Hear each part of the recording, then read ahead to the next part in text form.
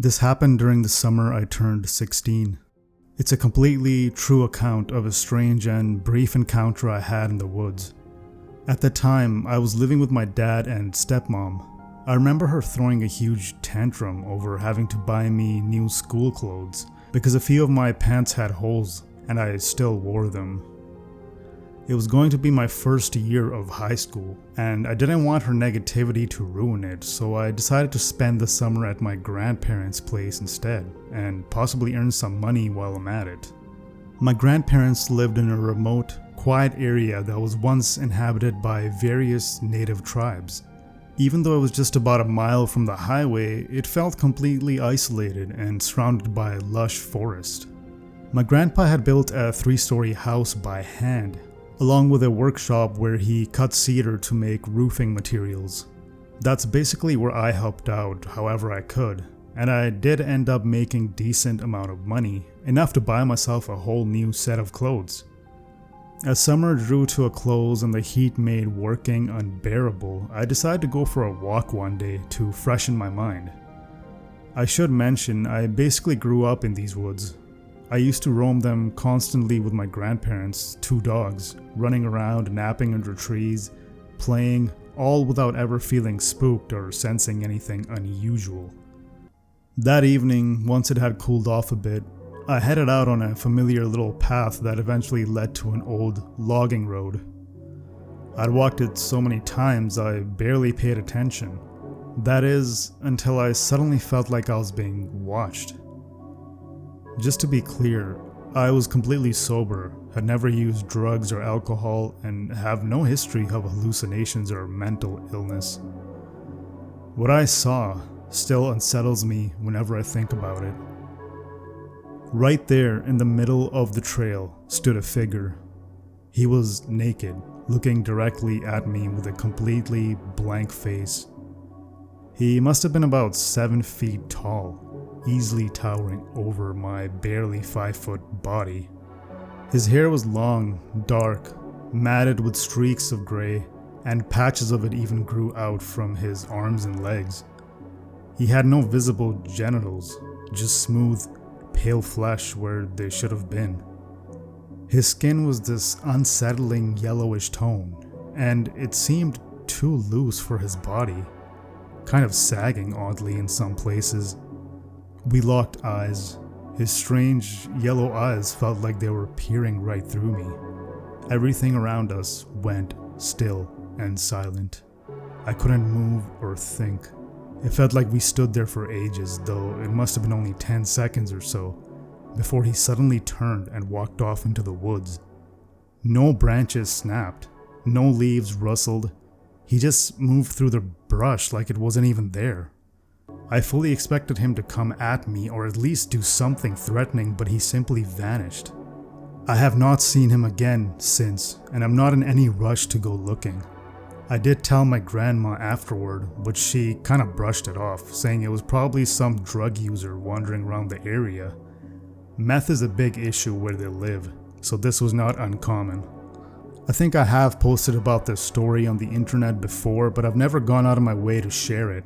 Honestly, it just sounds so strange that I worry people won't believe me.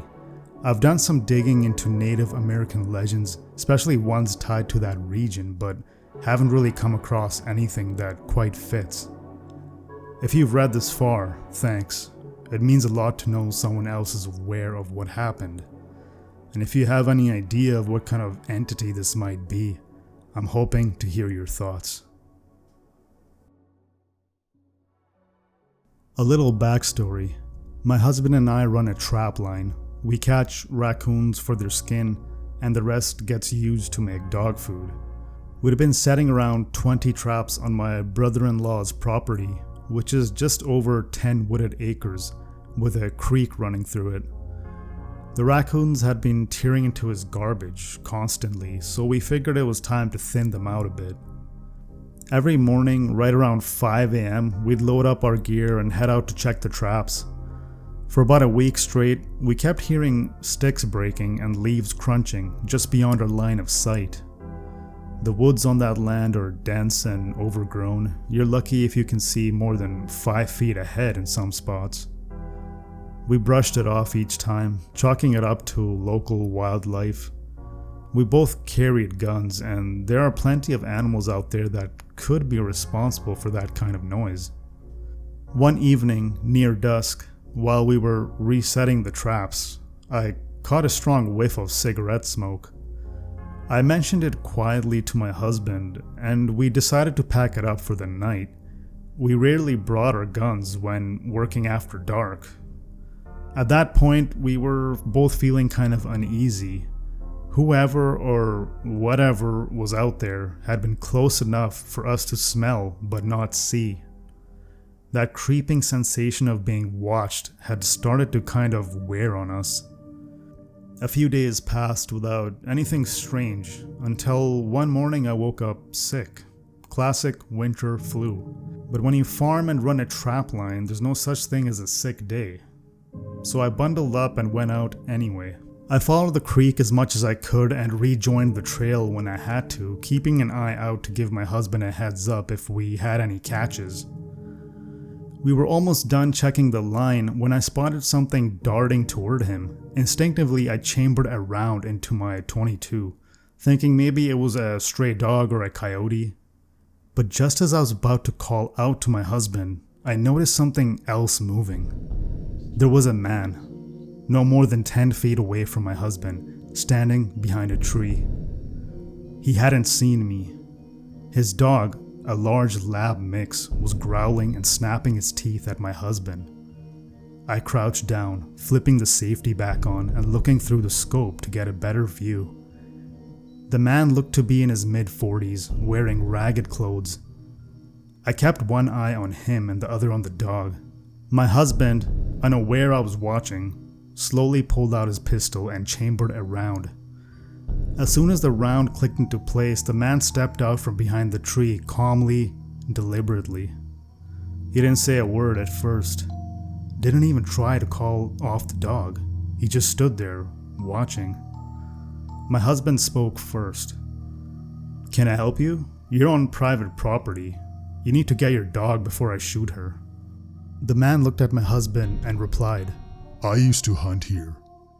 "Sir, please get your dog." "There was a deer stand right here. I hunted this land. Do you have a lease?" "This is my brother's property. You're trespassing. Please leash your dog." "I used to hunt here." The man repeated once again. Then, after a pause, he said, "You didn't bring your wife today." My husband scanned the opposite side of the creek looking for me, and then said, "No, she's got the flu."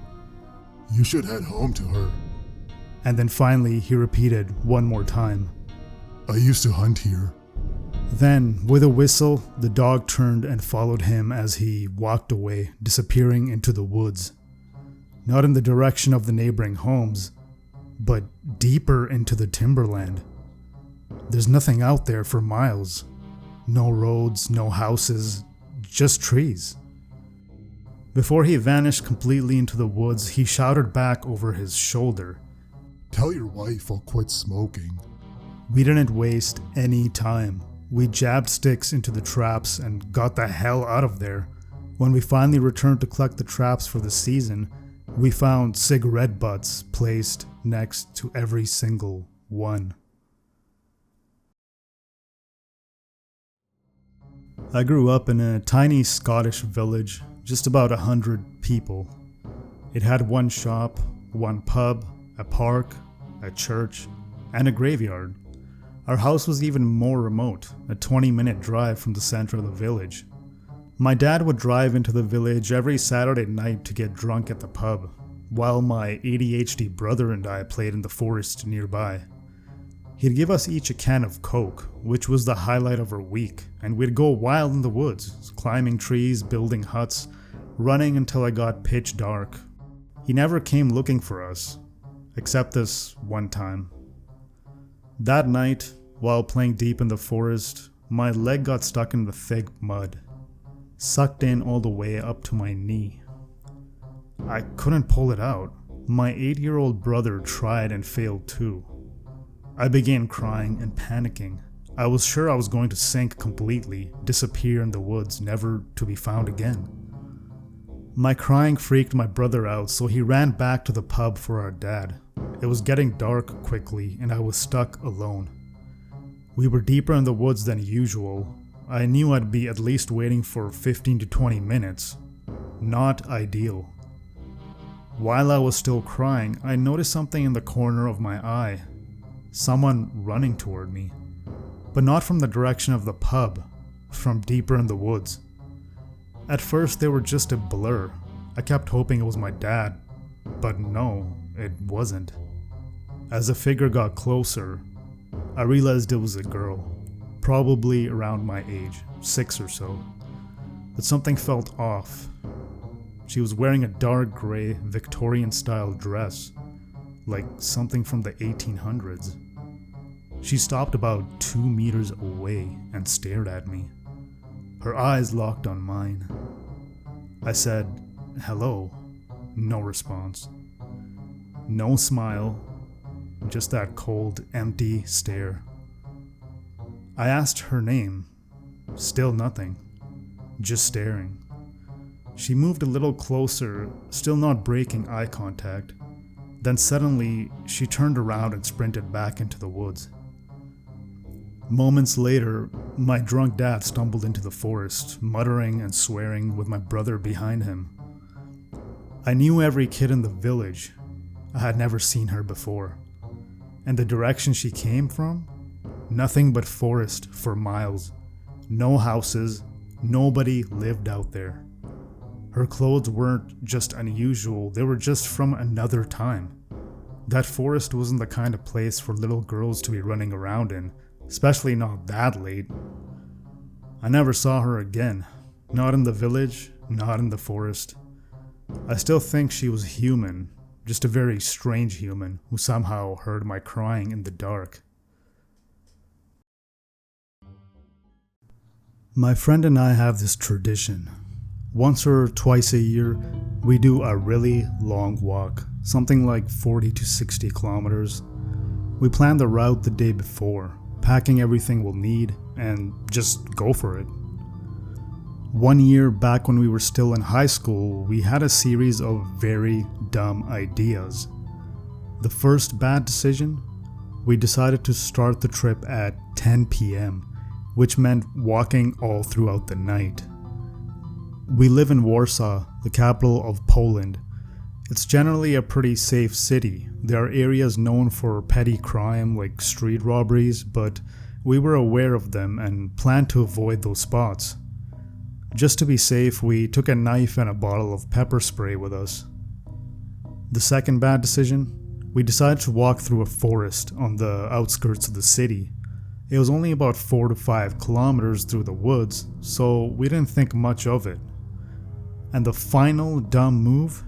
We got absolutely baked. We smoked a ton of weed before and during the walk. By the time we reached the forest around 3 or 4 in the morning, we were stoned out of our minds. Just as we were approaching the entrance to the forest, I noticed a creepy white van turn onto our street. It was moving really slowly. The street itself was mostly empty, barely any buildings or lights, and something about the way the van just crept along felt wrong. We continued walking a bit farther into the woods, and at that exact moment, the van came to a stop. Then, no joke, 3 to 5 men jumped out of the van. They started heading in our direction, or at least that's what it looked like. I immediately panicked. I grabbed my friend who wasn't nearly as creeped out as I was, and we took off down some random path, one that cut perpendicular to the main trail. It was rough, overgrown, and quickly turned into just raw forest and terrain, but we didn't stop. Luckily, we didn't hear anyone following us. Eventually, we made it out of the forest and just kept going with our trip. The rest of the night was quiet, nothing else weird happened. We laughed and enjoyed the walk, and my friend teased me for being paranoid. I didn't think much about it in the days that followed, until about a month later. I came across an article on the website of a major Polish newspaper. The headline made my blood run cold. police had found a body in that same forest, the same area we had walked through, and they had discovered it just a few days after our trip. To this day, I still get chills whenever I think about it. Do you think those guys could have actually been dangerous? Was I overreacting, or did we barely miss walking straight into something absolutely horrific?